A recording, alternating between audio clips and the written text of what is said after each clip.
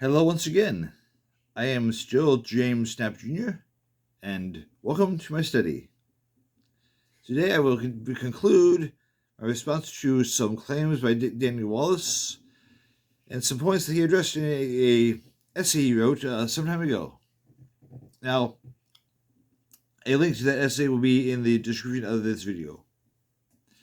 I concur with Daniel Wallace when he opposes the idea that the English text of the KJV is as divinely inspired as the original text. But it should be remembered that at this point, the initial topic that he had of the quality of the KJV itself, he's leaving that behind now and is writing about something else.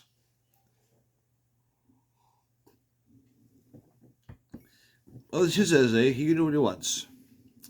But it is kind of inconsistent when he says that most evangelicals prefer a different translation and textual basis than that found in the KJV. That is an observation about opinions and the effects of very good marketing. It's not really about the quality of the KJV, good or bad. And Dan Wallace claimed that the sole basis for the theory that heretics are responsible for the Alexandrian text is that certain readings in these manuscripts are disagreeable to them. That is not the case. Now, if it would not divert from the present subject, several claims for early church fathers could be presented which say that heretics altered the text of the New Testament. But again, Dr. Wallace has shifted his focus away from the original subject of the quality of the KJV. Now, he wrote that those who vilify the modern translations and the Greek text behind them have evidently never really investigated the data. Their appeals are based largely on emotion, not evidence. And here again, Dr. Wallace has shifted away the focus from the KJV, talking about people who might not be well informed. Well, he's probably right.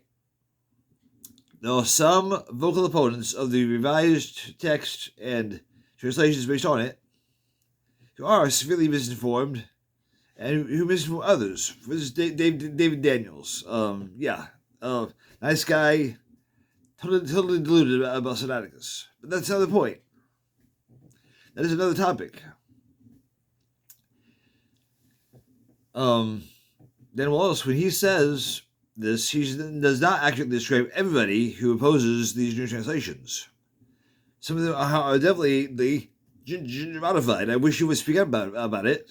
For instance, when the New Revised Update changes 1 Corinthians 6:5, then Wallace, you have a voice. Speak up. Do you agree with what they're doing? Now, somebody could just easily say, there are those who promote modern translations, like the Passion Translation, those who promote modern translations and the Greek text behind them, who are evidently motivated by a desire to make money by creating and perpetuating a novelty Bible market. Their efforts are fueled by a desire for monetary profit, not by a desire to spread the pure word of God. Now, that would be a fair statement, but it wouldn't have anything to do with the quality of the KJV one way or the other. In the same way, Dr. Wallace is being unfair.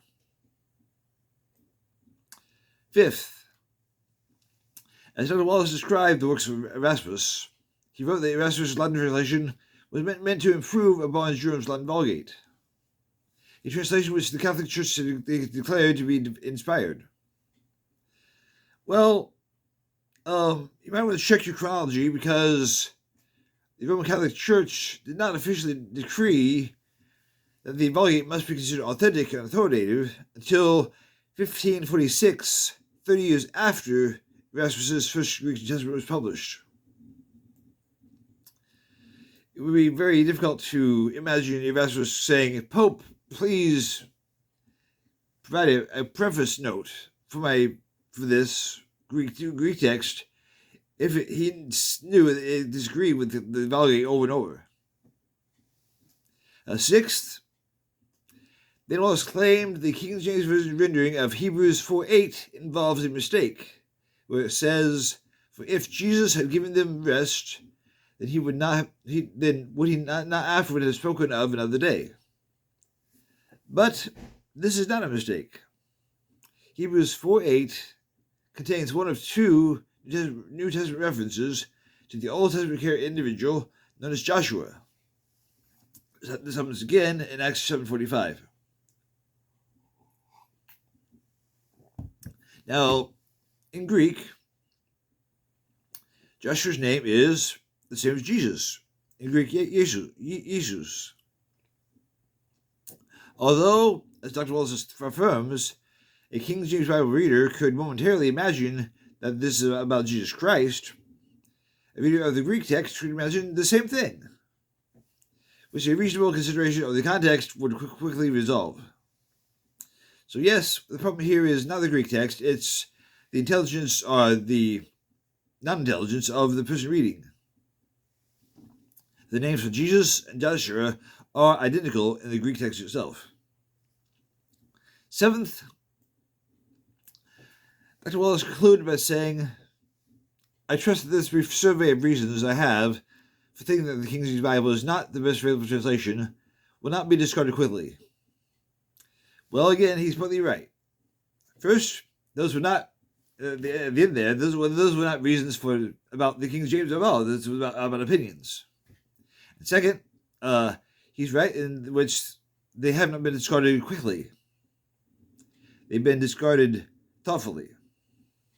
I hope this candid assessment of his misleading claims will keep his readers from quickly discarding a Bible translation which, despite minor shortcomings, accurately communicates the essential message of the original text. It is a sufficiently sharp, strong, and powerful word. Thanks for listening. Bye.